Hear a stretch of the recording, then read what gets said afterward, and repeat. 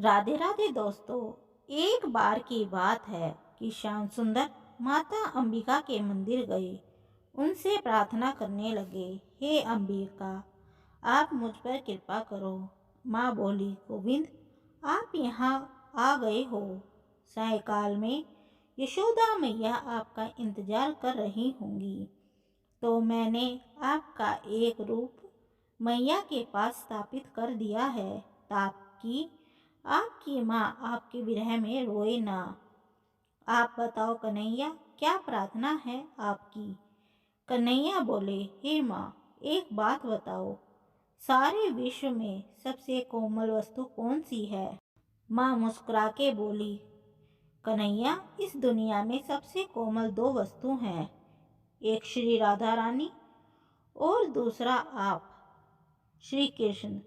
कन्हैया आश्चर्यजनित अवस्था में बोले, माँ, यह तो मैं जानता हूँ कि श्री राधा रानी अति कोमल है, पर मैं भी कोमल हूँ, यह मुझे आज पता चला है। आज आपसे एक विनय करता हूँ, मुझे आशीर्वाद दीजिए माँ।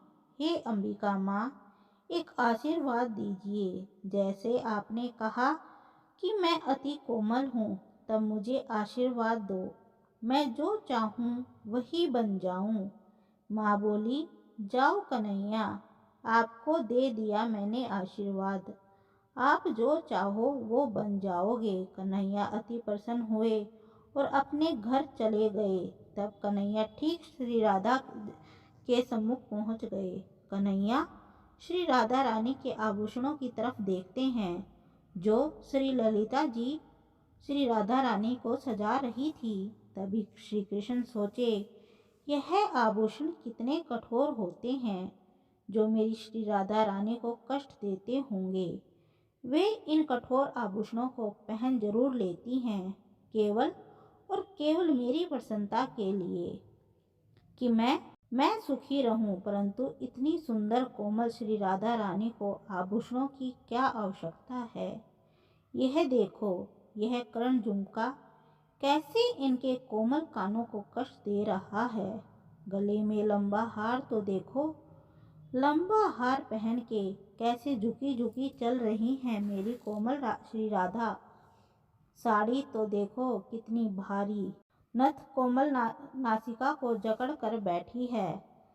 तब श्री कृष्ण ने सोचा, अंबिका माँ ने मुझे कहा है मैं अत्यंत कोमल हूँ इस पूरी सृष्टि में, और मैंने उनसे वरदान भी ले लिया है कि मैं जो चाहूँ वो बन जाऊँ। तब कन्हैया ने उसी समय अपना एक और रूप बना लिया।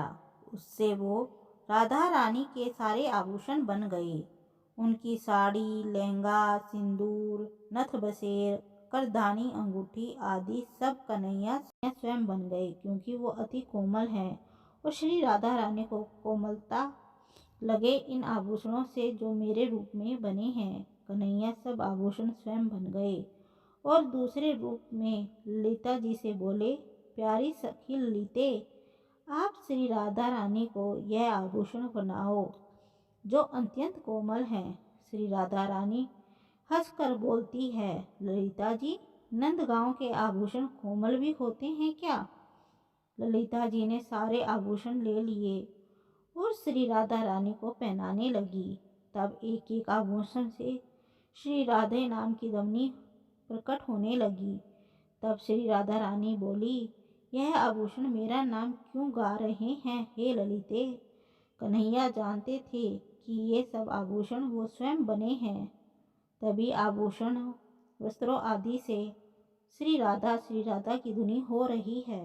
एक एक आभूषण और वस्त्र आदि जो अत्यंत कोमल थे, श्री राधा रानी को अत्यंत सुख पहुंचा रहे थे।